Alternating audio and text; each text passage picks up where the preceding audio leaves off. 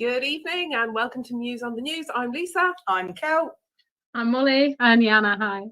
This is the show where we bring you some stories from the week that's been, and we give you a touch of our opinions and some observations about them and try and make you giggle at the same time. How is everyone?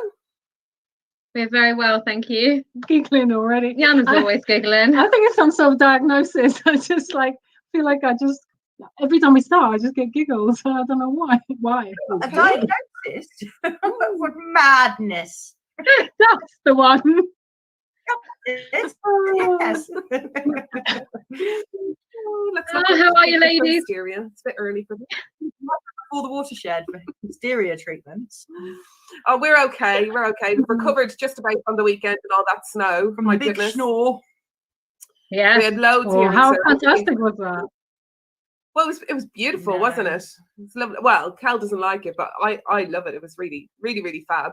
But I've forgotten how exhausting snow is, especially when you've got children. So, like, kids in and out of 6 layers of clothes and, drying things and washing things. And the thing is with kids is when they go out into they go out and then realise it's very, very cold and then come in. So you have to unpeel 42 layers of clothes and then they get warm again and then they're like, I want to go back out. So then you have to find 6 new layers of clothes to put on them. So actually outside our house after the big snow was 46 pairs of shoes, 307 pairs of trousers, 19 pairs of gloves.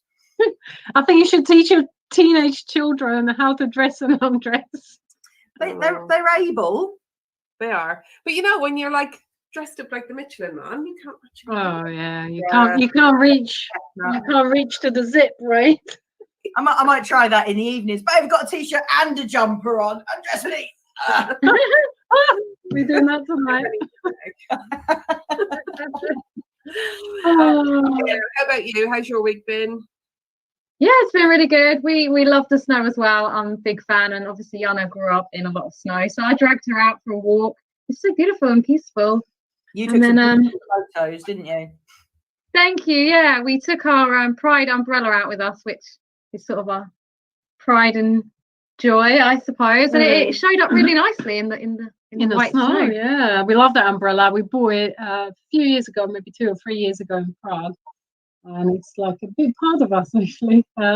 Yeah, it's one of those things that's got a really nice story that goes with it. So I never want to take it out because I'm worried that I'm going to lose it or leave it somewhere. But because that's what happened when we first bought it. Oh, really? Oh dear. Yeah. That's a story for another day. Yeah, it's a very long story, but it's a little bit like a story out of a movie. But we got the umbrella, and it's with us. A whole episode about your umbrella. Probably, actually. Perhaps we could. Yeah. Well, let's do an episode about the stories that we've chosen. Oh yes, that's a good idea. You're first up this evening, aren't you? I think I am. Yeah. So right, your story, Molly. I love your story. Yeah, we're starting with a really nice, light-hearted one. So this is about a competition that was run by a charity, Centre for Better Aging, and basically they asked people to submit designs to redesign the classic triangle sign for the elderly crossing the road. So I think you'll remember it used to be kind of like a dodgery-looking couple with a walking cane, kind of hunched over. Yeah, not very inspiring and actually not very representational of our generation these days. So lots of designs came forward, and this one, our generation, okay, the older generation. So this one won. Yeah, okay, I get it. This is a couple dancing, and they're basically using the cane as kind of like a dancing instrument, kind of have a bit of a jive while they cross the road. Trying to put across that message that whatever age you are, you can get out and dance. There's actually quite a lot of older people that love to dance when they were younger and probably still do now. And there's an argument to be said that if you kind of especially tell older people that they can't do something anymore because they're old, then actually they'll start believing it. So I think this is really beautiful to say, actually, you can still go out, you can dance, you can do whatever you want to do if you're able. So it's such a nice, positive story. I wish that it was going to be used on road signs, but perhaps they decided not to because it's a little bit distracting to have a look at people dancing in the street. No, come on. They have all sorts of things on billboards and they're not overly distracting. But Yeah. age isn't what it was, is it? I can remember being a kid and, you know, my granddad being in his 50s and he was an old man, you know, he had slippers and a pipe and grey hair and, you know, he ate kippers and he was an old person. And now, you know, a load of our friends are in their 50s and they're right goers. You know, its age seems to have changed, doesn't it? It's no boundary anymore, I don't think. And I love that sign. It looks like Fred Astaire and Ginger Rogers, you know, having a good old whale of a time. And wouldn't it be lovely if they did adopt them as road signs? I just think it would be brilliant. Such a positive message to deliver. I think we need that, don't we? Because we have all these signs around, and actually they all kind of blur into one because they're so regimented. And I know they're really serious signs, and obviously we wouldn't want to, you know, have a little smile at the sign and then maybe knock the old person over as they're walking across the road. Too busy looking like that, plowed into them. Yeah. All I know is I'm going to stop eating kippers now. What else could we overhaul though? I mean, they're going to have like deer on roller skates and gradient signs like with neon. I mean, what else can we upgrade? Yeah. Little rabbit in a weird position or something. Like, you know the ones that is like a school crossing, which is like somebody walking with a small child. It should just be like a frazzled mother dragging two children along the floor that are refusing to go to school. You're right. We could totally reinvent some of these. They've been the same for years, haven't they? Oh, so that's really nice. That was from Positive News, and I think it was Swag Design that actually won that. So, and it's going to be used in all kinds of reports and stuff, and it'd be great to see it on the road. So, yeah, really nice story this week. Well, it would certainly make us smile, and you know, God knows we could do with things that make us smile at the moment. We wouldn't do that here anyway, would we? In Britain, it'll be, you know, cool people like the Germans that do that first, overhaul their roads to make them funky. We'll just make life more depressing. You know, dancing old people, but they can only dance in Britain. We could just have a warning, a kipper crossing. Jana's had her Weetabix. She has. She's had something. Not the kipper. Well, actually, Jana, it's your turn next. So, I'm surprised. That's not what we discussed. Hello, here I come. So this is talking about a fantastic thing that was on Channel 4, aired on Channel 4 this week. Last Friday. Last Friday. It's a Sin. I think we all watched it, and it was absolutely brilliant. It's a difficult watch, but something everyone should watch because it's part of what happened in 80s and 90s, and is really, really important. But the writer, Russell T. Davies, he says he wished he could have paid tribute to the lesbians more. And I understand why he's saying that, but at the same time, I don't want to say that we should have talked about lesbians more, because this is about gay men and AIDS, and that's really important, and I don't want to take away from that. But at the same time, it was really quite important role for all those lesbian friends of gay men, because let's be honest, gay men often do have lesbian friends and really close friends. And I forgot to check the name of the actress that played the lady that looked after all those gay men with AIDS. That's it. I think she was brilliant, but for her it must have been so emotionally exhausting to be looking after all her friends that in the end, you know, had AIDS and died. Very, very difficult. And I just, you know, the writer says that he wished he could have done 20 episodes to pay tribute to the lesbians. But I think that's great that he's saying that, but also it was really important just to make this series, because I think everyone. I agree with you. Yeah, it is the boys' story, isn't it? You know, and back in the 80s and the early 90s, it was very much seen as a gay man's disease, and it was, you know, sadly a big issue within the gay community, and it was misunderstood. And I think that's the story he wanted to tell. You know, I think it's semi-autobiographical, isn't it, for Russell T. Davies? It's, you know, loosely based on events in his life and his friends and you know, experiences he had. And although, you know, I've seen people whinging online that there wasn't enough lesbian representation, but that's not the story. That's not what needed to be said. And I think, you know, just generally, it's a very important story that needed to be told. And I think we can't allow ourselves or allow our community and the wider community to ever forget those times. And we can't allow for our young people not to be aware of the history, because it was a time of, I mean, I can't, to be honest, I can't even imagine it.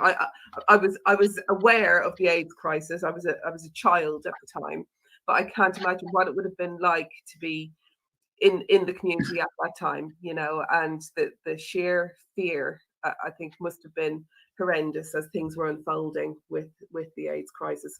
I think it's a brilliant piece of work. I loved the writing. I thought it was acted brilliantly. I thought it was really edgy, and it was engaging for me from the very beginning. I thought it was absolutely fantastic. And yes, I think there's another story to be told here, and maybe there'll be an opportunity for a retelling from the lesbian point of view. You know, I've read lots of things online this weekend where people have said, you know, we played the roles of doctors and nurses and families, and you know, I think the lesbian community stepped up when nobody else did for those men, and I don't think that should be forgotten either. But for now, the story should be as it is, because I think it needs to be told as it was, focused completely on how it affected the gay community. And I think as lesbians, we can be proud that those that went before us were there for those men. But for now, let's focus on the real, well, the nuts and bolts of the story, I suppose. Absolutely. There's no criticism from my side about the lack of lesbians in there at all. The only thing maybe is like, I'm still not sure. I've rewatched the full series. I'm not sure whether the girl that was looking after them was actually, she wasn't portrayed as a lesbian. She wasn't. No. There was no clues as to her sexuality. No, which is, yeah, maybe that would have been nice if she was, but you know. Yeah, in a way, it doesn't matter, does it? It lends you to make up your own kind of mind about it, because I'm sure there were other women in other parts of our community that played their part as well. I think, like you said, Lisa, it was really important that we kind of zoomed in on gay men, because I think this wouldn't have been quite as powerful if we had tried to put in all those threads about transgender community helping and lesbians helping and kind of this and this and this. And I think it would have taken away from the focus of actually how horrific this was and how these men were treated and how many we lost. Yeah. And the whole fight around that. Yeah, I think it was absolutely excellently done. You really felt like you were living the life of these men, and every funeral that went by and the different feelings they had when they started realizing how important this was and that actually it could affect them. It was, yeah, I mean, I don't think I've cried so much at a program in a long time. No, all we kept thinking is.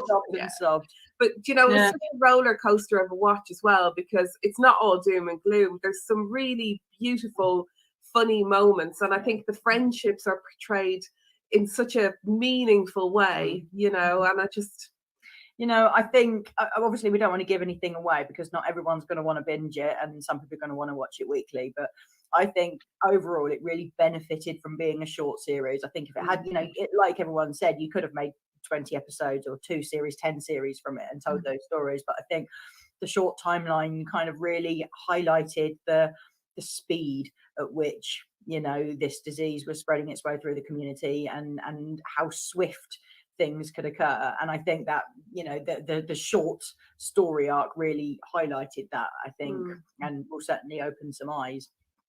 I love that, you know, you had Stephen Fry and Neil Patrick Harris in there, and my favorite is Keely Hawes. I absolutely love her. I mean, I was really surprised she played a straight woman because I loved her in To Be in the Velvet as Kitty.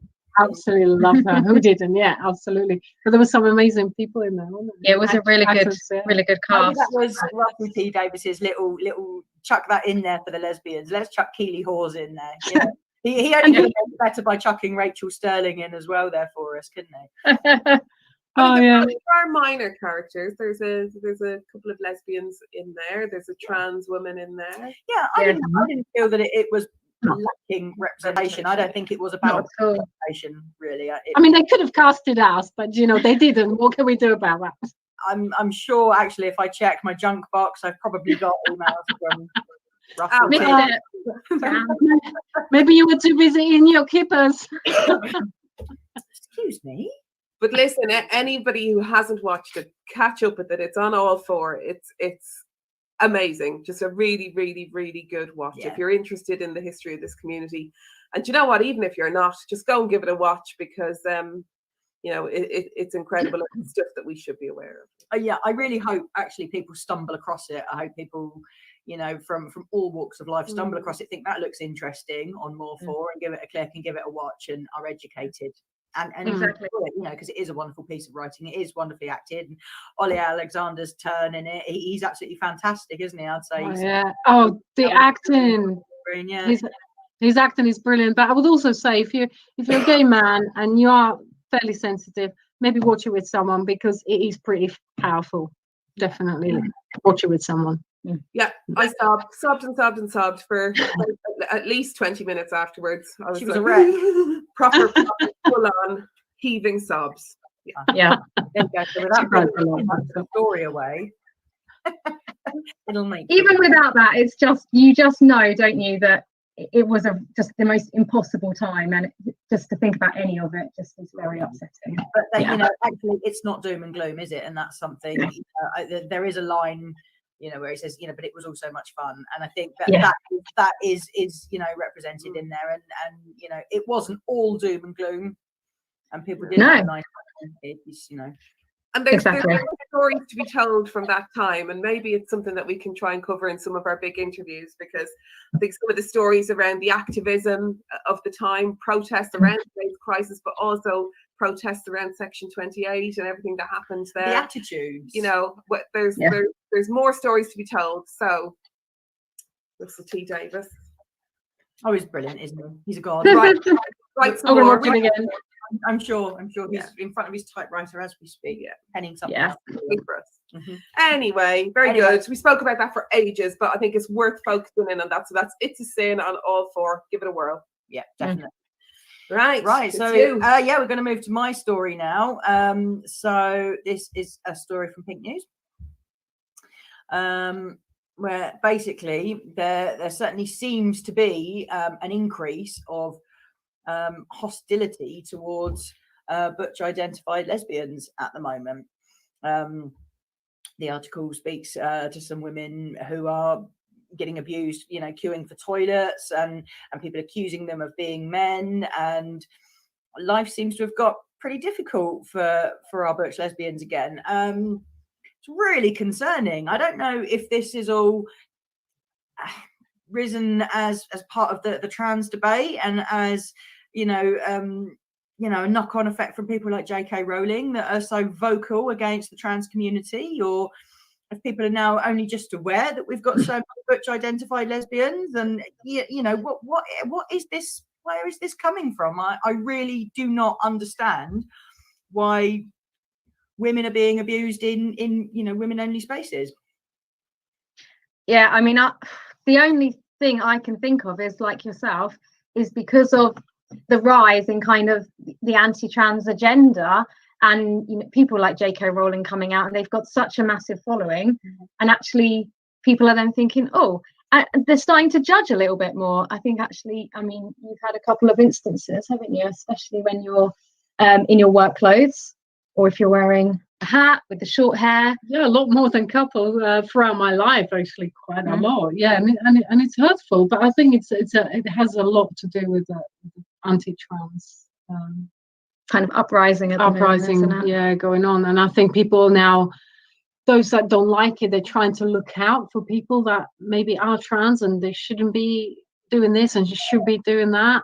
I don't know. I think it must be that. I feel like people are always, it's so difficult. And my whole life, I've always worried about going to toilets. I mean, this is the longest hair I've had. My hair used to be so much shorter than this. And I did look quite tomboyish and, quite butch. And, I still am a bit of and I don't mind calling myself dyke. I like the name. I am a dyke. I wouldn't say I'm complete butch, but I do look like a tomboy. And it has caused me problems before. And it does become really depressing when you go to the toilet, and to a point like you want to speak to someone. So if I walk to the toilet, I always make sure that I said like, oh hi, or something, oh hello, or I said something, or even sometimes pretending I'm on the phone just so people can hear my voice and maybe work out that I am a female. But you should never feel like that. And you know, I feel for the trans women that are only just started their hormones, and their voice isn't quite there yet.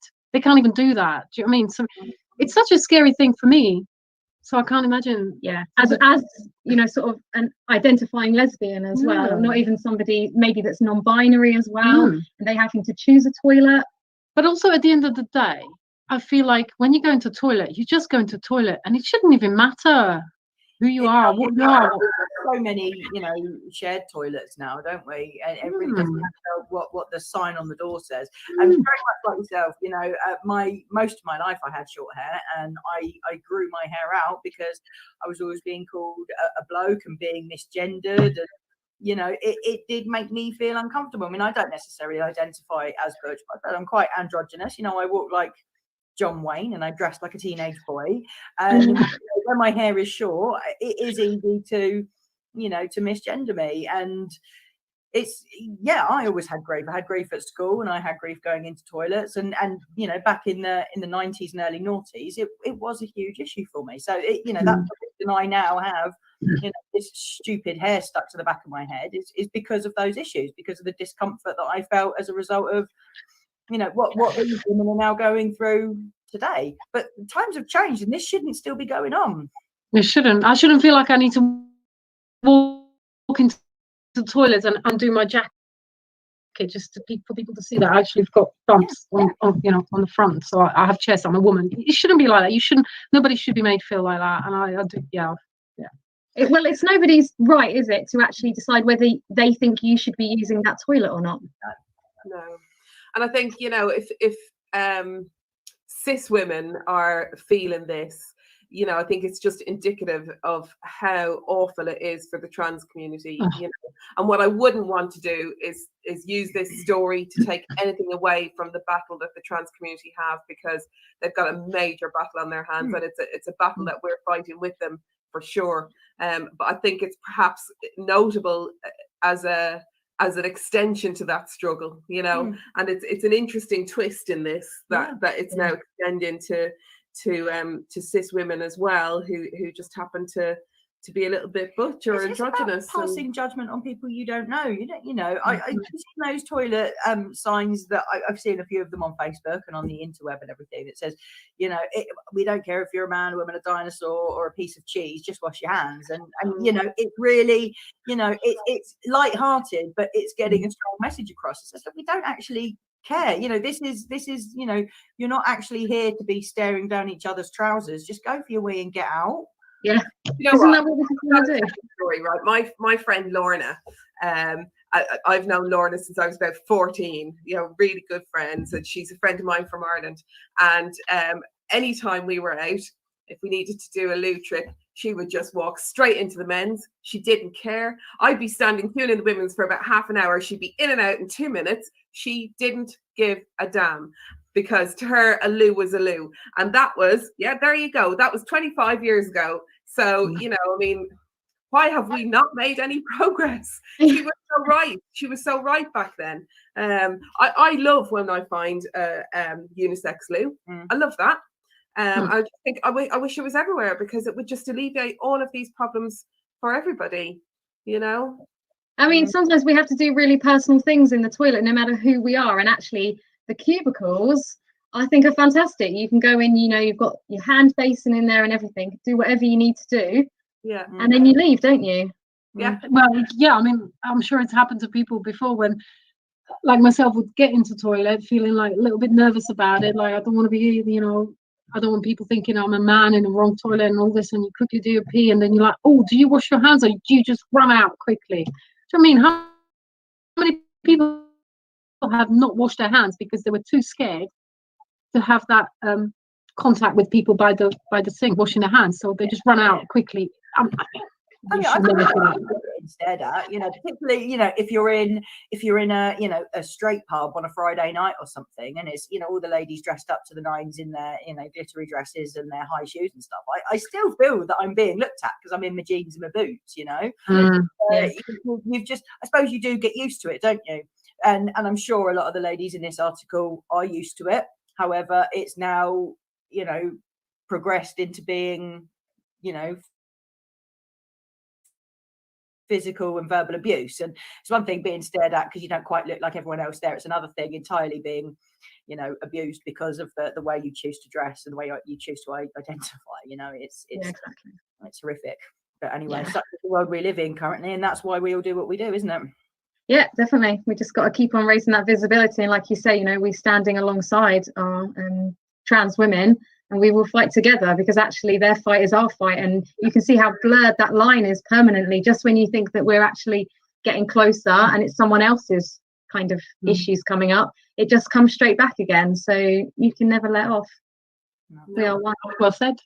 Thank you. Absolutely. Right, shall we move on to your story then, Jana? Am I doing another one? Lisa?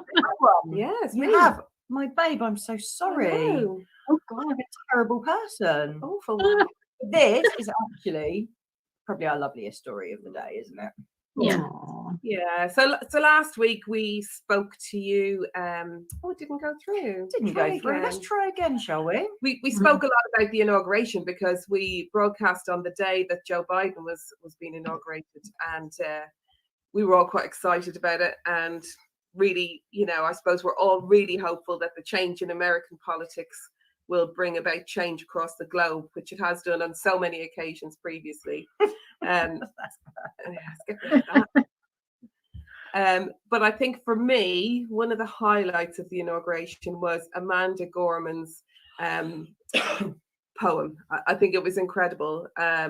She's a young woman, Black young woman, inspired by politicians that have come before Joe Biden. She's battled a speech impediment. She's got special educational needs and learning difficulties, and she was absolutely incredible on the day. Absolutely phenomenal.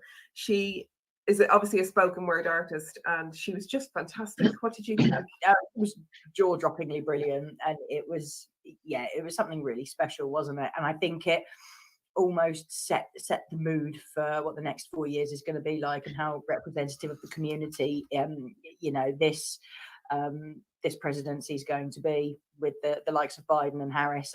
I'm just over the moon actually at the people that performed at the inauguration. Really. Shall I read a little bit of it? Yeah, read a little bit. Yeah, do.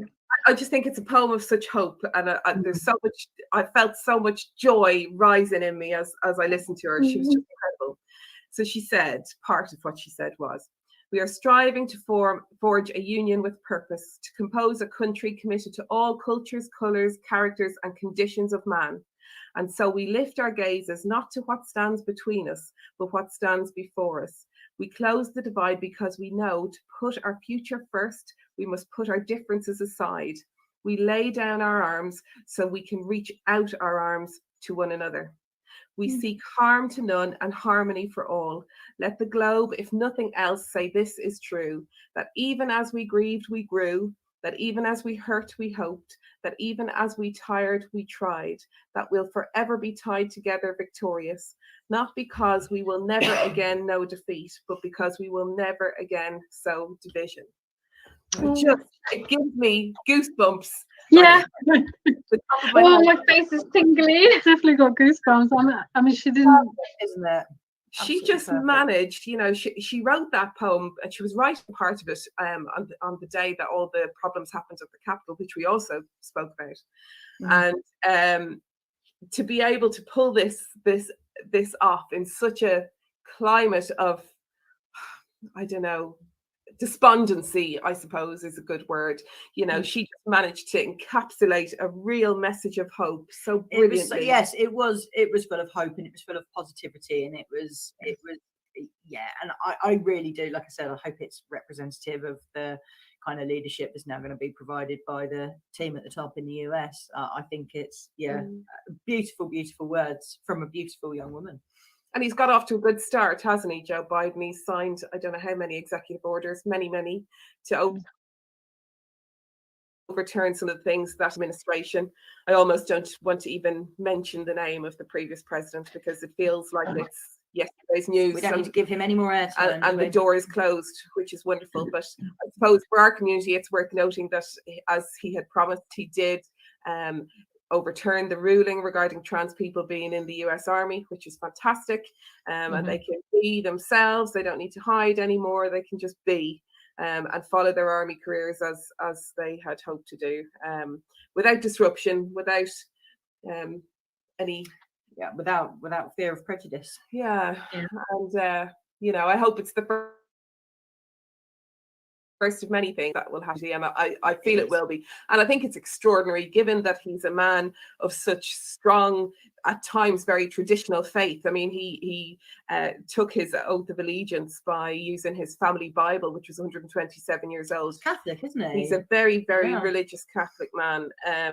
So to see him appoint people to his administration that are so diverse and representative is really positive, really positive. I think for an old man, which he is, I just kind of wish he was my granddad, really. I think I think we all know he's probably only got one term ahead of him because he'll probably be a little bit too old. But then we could have a Harris presidency. But the going back to the point of him being an old chap, he's not a spring chicken.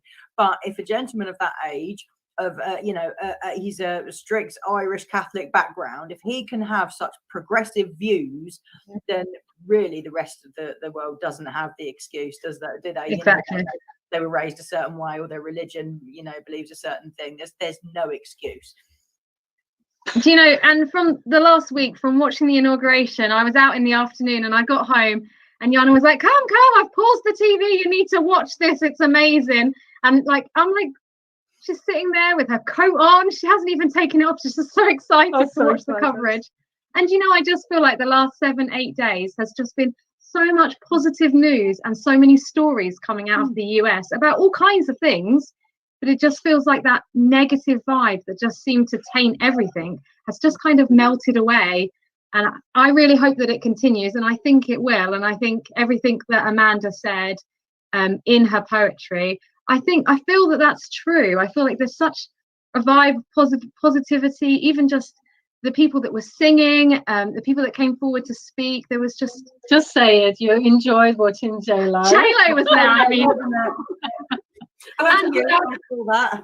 another thing which I thought was lovely was a lovely gesture was all the women turning up in purple, and I just thought that was such a signal that hopefully will bring the Republicans and the Democrats together for a common cause, because God knows the country needs it. It needs a really strong team to try and do some repair work. And I thought it was a really lovely signal that those people are prepared to support that working together. And fingers crossed. I hope the best for America. I really, really do. I not just about this story without mentioning Bernie and his mittens. No, we cannot. This is the best meme I've seen. I've seen it everywhere. Even the internet this week. RHS Gardens Wisley, even they've got 3 statues of sitting people in their garden, and they've even superimposed Bernie Sanders at the end. Our CEO Charlie has superimposed Bernie onto a lot of our official Pride in Surrey photos out today. The world's going mad for his mittens. They were knitted from secondhand jumpers, weren't they? By a woman repurposed knitted garments by creating these mittens, and she happened to send him off a pair. And on the election trail, he was wearing these mittens, and she's completely astounded. But she's had so many orders, and she's probably going to be a millionaire.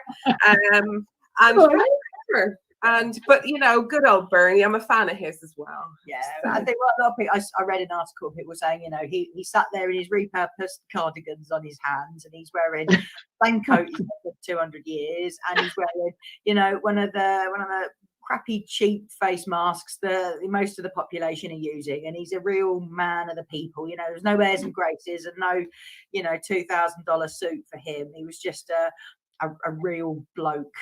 You know? I thought that was grand. I loved him. Yeah.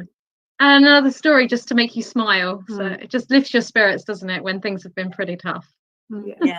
Yeah, it's the little things, isn't it? So much positivity there. Yeah, I have a mug, and it's one of my favorite mugs, and on it says "Enjoy the little things," and I just think little stories like that just tickle me. I think if we can focus on those things, we can let go of some of the negativity. So good old absolutely. Bernie. Good old Bernie. Yeah. I love to on a happy story. Jana.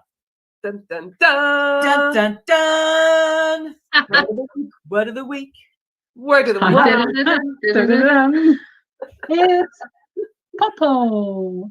Hopple. Popple. Right, are we spelling that Popple? Is that a double P?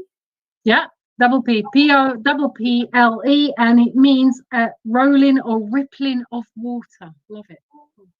Now, am I imagining this right? Was there a toy in the 80s or early 90s called a popple? No. I wouldn't know. I wasn't born then.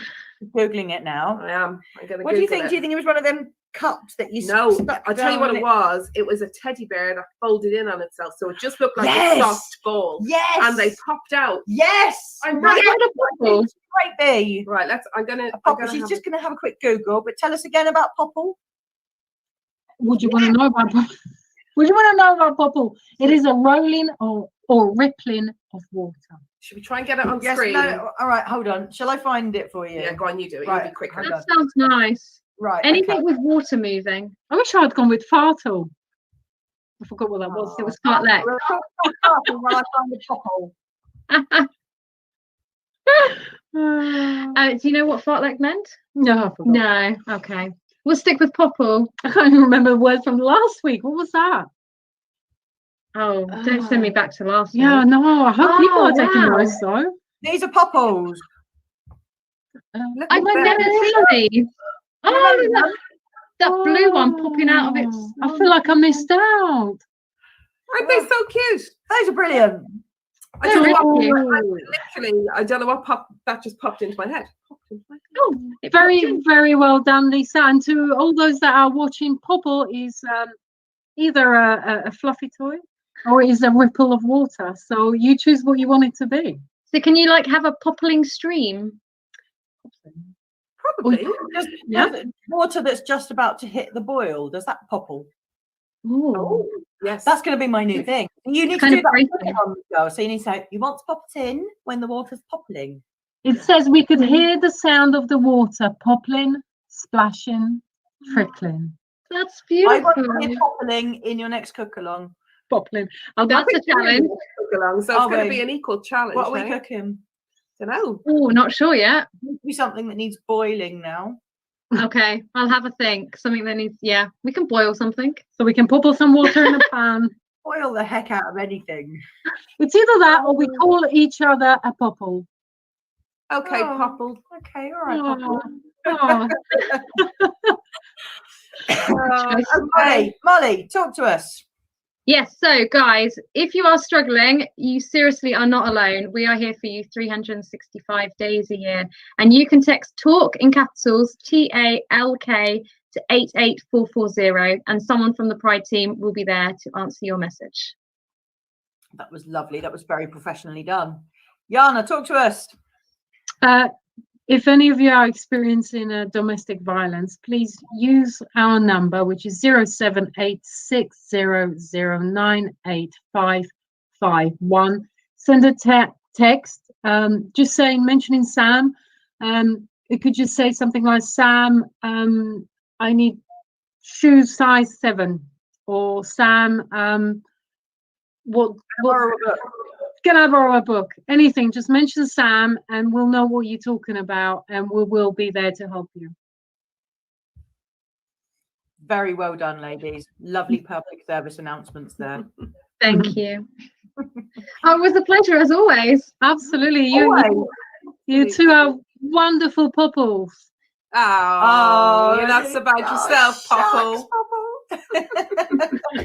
This is a similar theme to last week's. I can't remember the word, but I'm pretty sure Jana said, "You ladies were this." Ah, dillies. Dillies. We have used that this week. I haven't. Huh? I haven't. Yeah, I have. I've been called a dilly. Oh, there you go. You were a dilly popple. Haven't dillied at anyone. Oh, Well, you don't see many people in, at the moment. they're just your kids. Yeah. What does it mean? What does it mean again? A remarkable person. Yeah. Oh well, I someone think are extraordinary. extraordinary in their own special ways. Yeah, yeah. Bunch of dilly popples they are. Yeah, indeed. Dilly popple, that's cute. It's I cute, like that. isn't it? So By we're the gonna end of speak exclusively in words nobody else understands. Yeah. by the end of the year, we'll be able to talk a funny language. Yeah, exactly. A funny language nobody else Like understands. back slang. Did you have back slang here? No, we have Cockney rhyming slang here. No, back slang when you reverse words. Oh no. Then we have spooning. I couldn't do it. I could never do it. My dad does it. Well, he did do it before he was all dead. No. Yeah. I'm doing it now. No, he's not. He's not doing much at the moment. He's got a lot of time on his hands. Not everybody's good with the dead. Oh, jokes. sorry, no more dad jokes. Right. Okay, girls, lovely. And we will we'll see you for cook along this week. What else have we got coming up? Loads of stuff. Yeah. Keep your eye on the socials. Keep your eye on the Yeah. socials. Yeah, we'll see. Loads of stuff coming up. And also, don't forget, everyone, we have got LGBT History Month coming up for February. If anybody has anything that they would like to discuss for LGBT History Month, if you've got a program idea, if you've got a snippet of information or an amazing skill, please get in touch with us here at Pride in Surrey, because we would love to speak to you. We would love to include you in some of our programming to celebrate LGBT History Month. The theme this year is Mind, Body, Spirit. So if you can do anything, or you can help us with any of those themes, be it a healthy recipe or, a discussion about religion or yoga or something like that. If you've got a skill, please do get in touch. You can email me at kel@prideinsurrey.org, or you can get in touch with us through any of the socials, and we will come back to you. We'd really And you know what? You don't be stuck on the mind, body, spirit thing. I think it's sometimes quite a difficult thing to focus in on. Even if you send us a quick selfie video of you saying about somebody who's inspired you from LGBT History Month and why, that would be fabulous. Absolutely. That would be lovely. Yep. Doesn't need to be big. Just quick 30-second job would be fab. That's it. Come and join us on one of our shows. Right. Okay. Good night, everybody. Good night, everyone. Good night, everybody. You cut the dilly. Yeah. Yeah. Bye-bye, popos. Bye.